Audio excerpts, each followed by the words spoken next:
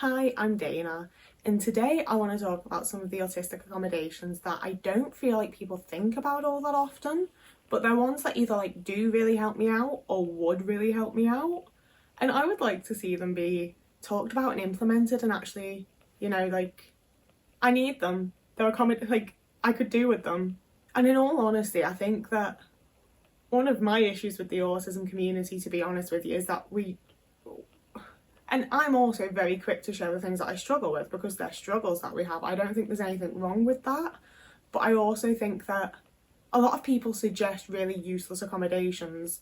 So it can become a bit of sort of just a complaining circle where we're all complaining about the things we're struggling with and not really able to find things to fix it. I think a lot of the time, it's not that we can't be bothered or we don't want to or we don't try. It's the thing of I have this issue, I have this struggle and I don't know what to do, I don't know how to fix it, I don't know what I need. It's tough to figure out. So these are some of the things that I figured out that I either do or would find helpful. I swear the rest of the video won't be as rambly as that intro was, because I actually have points for the rest of the video. Figuring out how I'm going to explain what the video is about is by far the most difficult thing I have to do here. So first up, and I feel like this is probably obvious to a lot of people, but being in a walkable place, having everything be within walking distance to me is frankly the only way that I can actually properly do things. I do wonder if some of this is that I grew up in a village where everything was there, I don't think I had to walk more than 30 minutes to get to wherever I needed to be as a kid, whether it was school, doctor's appointments, dentists, any of it. It was all in the village, I don't really know if that's had that much of an effect on me, because the main thing is that I really struggle with public transport.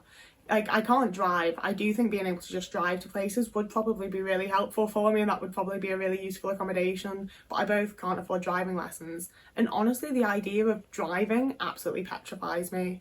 I don't know.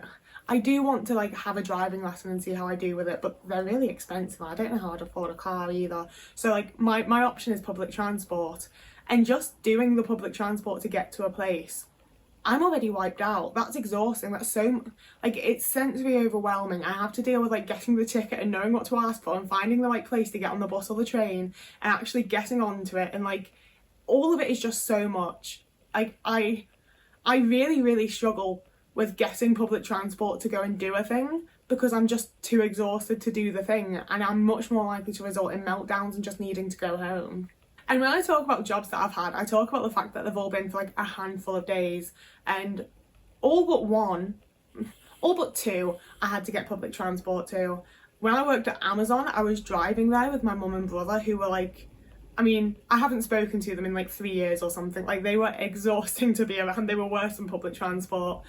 And working in a warehouse as an autistic person is just too fucking much as well. For me, at least. I understand that some people can listen to music. If I could have had headphones on in the warehouse, I think I'd have done a lot better. But the other job that I had was where I was being completely taken advantage of by the boss, to be completely honest with you. But I lasted there for 18 months, nearly 2 years. And it was within walking distance to me. I walked there every day. I don't think I will ever be able to deal with doing something every day or 5 days a week or 4 days a week or whatever. I don't think I can deal with doing it unless it's within walking distance. And I was going to a Unitarian church on Sundays for a fair few months. I really liked it. It was a really lovely community. I really liked the sermons and the singing together. I really enjoyed it. And people from the area that I've since moved to still go to that church. They've been going to that church the whole time from the area that I live in.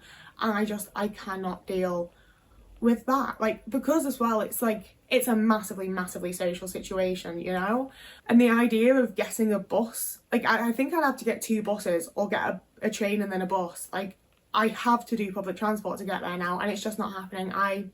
There is no chance I'm doing that and then actually speaking to people. And he greets everyone on the way in as well, so I'd get there and have to do hi, it's been months since I saw you, I'm back now. I just don't have the energy for it. It sounds so mean and bitchy. I do feel bad about it. And it's not that they take too much energy, it's not the people, it's me. I don't have the energy for it, no matter how nice it is. But I had the energy for it nearly every week when I lived within walking distance. But to tie into that a little bit is having background support to make things achievable.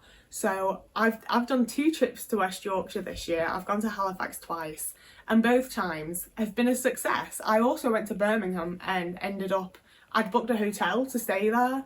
I ended up coming home the same night and not using the hotel and just lost my money and had to pay a whole bunch of extra money for the train ticket, and it was a nightmare. It was a nightmare, to be honest with you. And that was a trip that I'd planned independently. I was there on my own.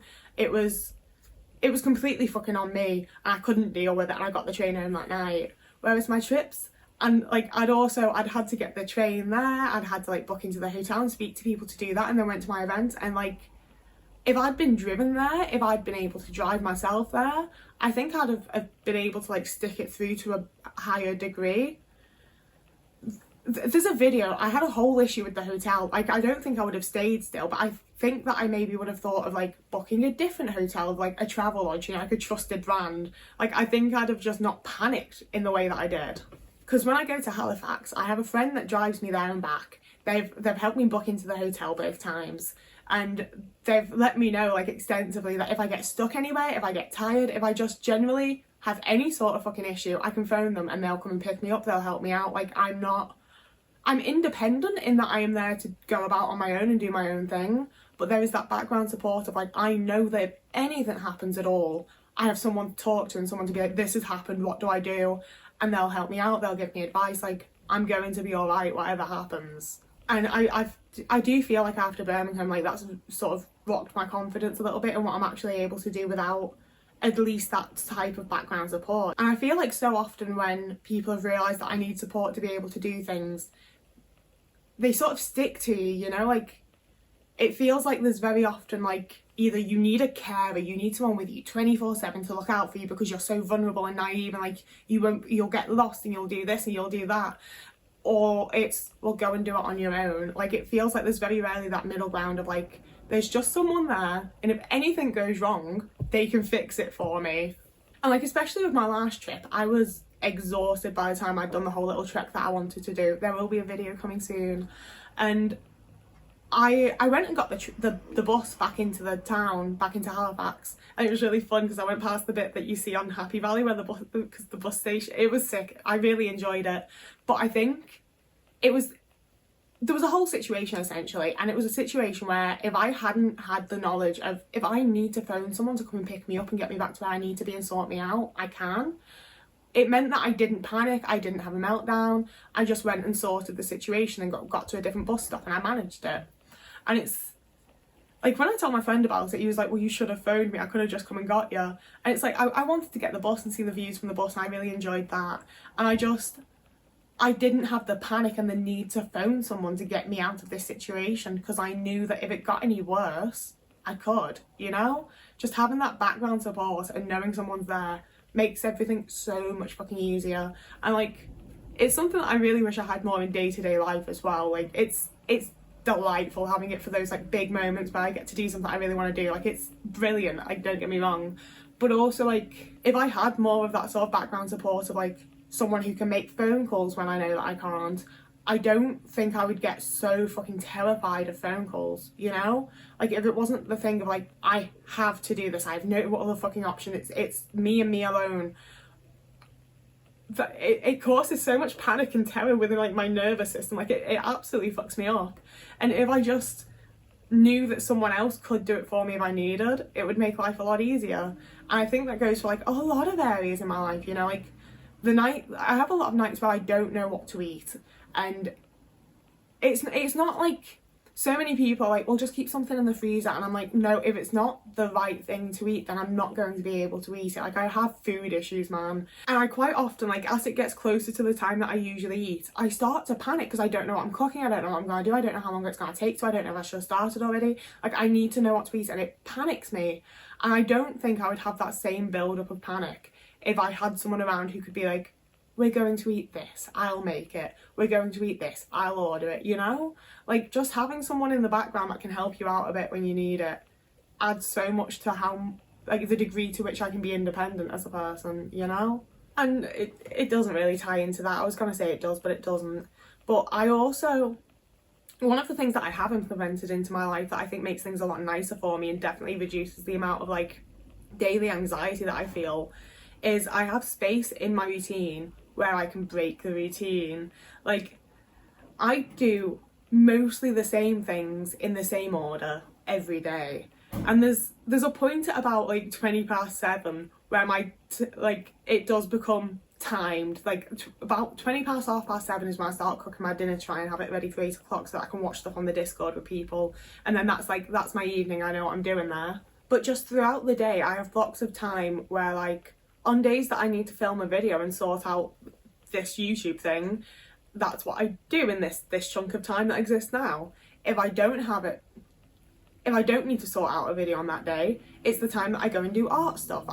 It's the time that I'm productive in a way that is like beneficial to me, you know? And like, I know there's followers and people watching now, which is fabulous, but like, YouTube is still for me. I still do this because I like it. So this is the time when I do like something that makes me feel productive, something I feel good about. Like, I've also, news for people, I'm gonna be in an audiobook. I've been doing a voice for like, you'll hear about that later, but like, maybe it's the time that I record that now. Like, it's the time that I do a thing.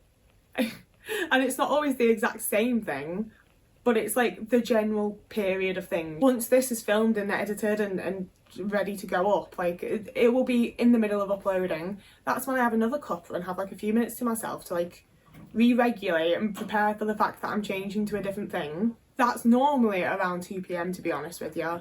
Like, I don't time things because like I have up until 4ish to be able to upload a video as well. Sometimes that's how long it takes me.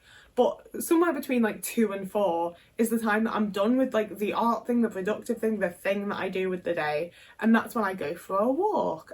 That's my outside time. Get out of the house. Whether it's going for a little walk, whether it's popping into town to like do a grocery shop if I can. Like, that's the time that I will do an outside the house thing. If I'm able to book like a doctor's appointments, dentist appointments, anything like that at that time, that is ideal for me. That's what works best, because then like I can maintain my normal morning routine and pop to that, and it doesn't feel like I'm too disrupted. Like, I think a lot of the times when we talk about, not necessarily when we talk about it, but when like people in general talk about people's autistic routines, they're seen as being like very rigid and structured and regimental, and like that's not it for me at all. My routine is quite loose and like flowy, and like it, you know, like if I wake up at like 11:30 instead of 9:30, I'm going to still do everything in the same way that I normally would. It's just going to happen 2 hours later than it normally would. Like, I have to do my morning things. It absolutely stresses me out and makes me feel like awful for the rest of the day if I don't do my little block of morning chores.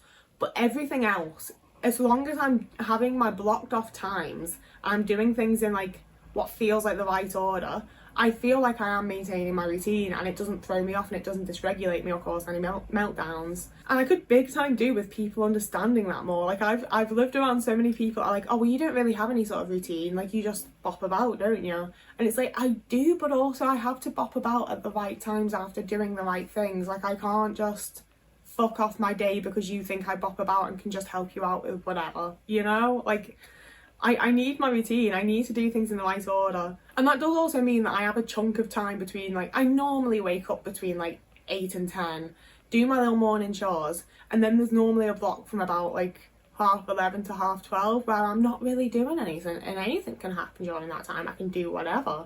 That's like my free routine time to do anything. Like, especially for people that live with autistic people, it would be nice if more people understood the way that works, and actually, like, I don't know about anyone else. Whenever I've lived with people, I've tried to like work around their routine and make it so that we can work around each other, and it feels like people just completely ignore my routine and are like, but I want to do this thing now and you just do whatever anyway, when that's not the case. And similarly, a big accommodation that I could use, and that I've been trying to do for myself, to be fair, is keeping the routine the same but changing the surroundings. So, for example, I've had a bunch of times that I've gone out to eat with people, gotten to the restaurant, sat down, it's the wrong time, I should be doing something else, it's too loud, it's too bright, I'm going home. Like, I can stay here and end up having a meltdown at the table, so I'm gonna go home. So what I've done a couple of times is either have people, like, verbalise and set boundaries, I suppose, and be like, can we do it at this time? Can we do this at this time? And for the most part, people have been like, yeah, all right. Because if I, like I told you before about my, like, little evening routine, say someone wants to go out to eat, if I spend from 7:30 to 8 o'clock, or around that time, say 7 to 8, travelling to the restaurant, that's that's the time I'd normally spend cooking. I can spend it travelling instead. Get to the restaurant, and like, sure, we're not going to get the food immediately, but I'm sat down to eat at 8ish, and that feels okay, that feels right. I'm ready for the food, I'm ready for like conversation. That's the time that I would usually like socialise. Like, I know it's normally on Discord, but that's socialise time. So that works for me. I'm probably not going to have a meltdown. I'm probably going to be able to stick the whole thing out and actually have a good time. And sure, it's out of my routine, but it's also not out of my routine. It's the right type of routine. It's just changing the surroundings and making the routine thing a little bit different, and I'm okay with that, you know? And like, sure, I'm probably gonna get home and have some like anxiety, like adrenaline shaky thing. Like, I'm probably still going to have to like emotionally regulate myself afterwards, but it's not because I've had a meltdown, and it's not gonna like ruin the evening. And this doesn't really go that well with the others, but one big thing that I do think that like both autistic people and neurotypicals and like everyone could just do with keeping in mind is that for a lot of us, these accommodations are ongoing.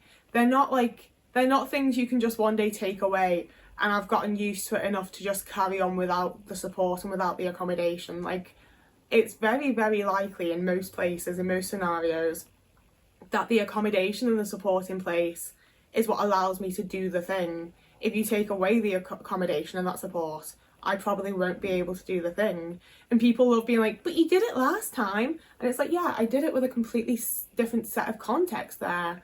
Like, I can do it in that way. I can't do it on my own entirely, like without support and accommodations, you know? That's why they are there. And I feel like I've just had so many people that are willing to accommodate for so long, and then they're like, why are you still autistic? And it's like, because I'm still autistic, buddy. Like, there's a bunch of things that we can learn and a bunch of things that we can change, and like, we should all be working. Like, everyone is a work in progress all the time, and I don't think we necessarily need to go working on ourselves all the time, but we're all always a work in progress.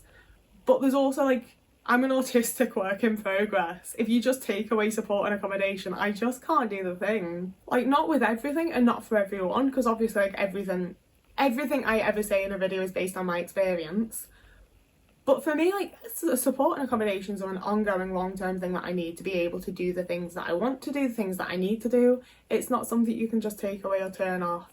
And similarly, when I don't have, like, the things that I don't have these accommodations and support in place for, I probably currently can't do. Or like, it's a massive, massive struggle that I won't be able to maintain forever. So yeah, as always, I hope somebody got something out of this video. I try to be helpful, but I also just like talking about things I'm currently thinking about and going through and experiencing and blah blah blah blah. So that's the end of the video. As soon as I say like blah blah blah blah, that's when my brain's starting to turn off and I don't have anything more to give you. So if you like this and this type of content and me, you can subscribe, you can like this video, that'd be really cool. You can also find me over on TikTok, Instagram or Blue Sky, and you can also find me on Patreon or Ko-fi if you wanted to. If you find me over on Patreon, you get access to the Discord if you're over 18. I don't want any children there, sorry. And that's a very fun place that I enjoy a lot, so don't ruin it. Ugh. But yeah, that's that. Whoever you are, wherever you are, if you have a lovely morning, evening, day, afternoon, week, month, year, and I will see you again in a couple of days.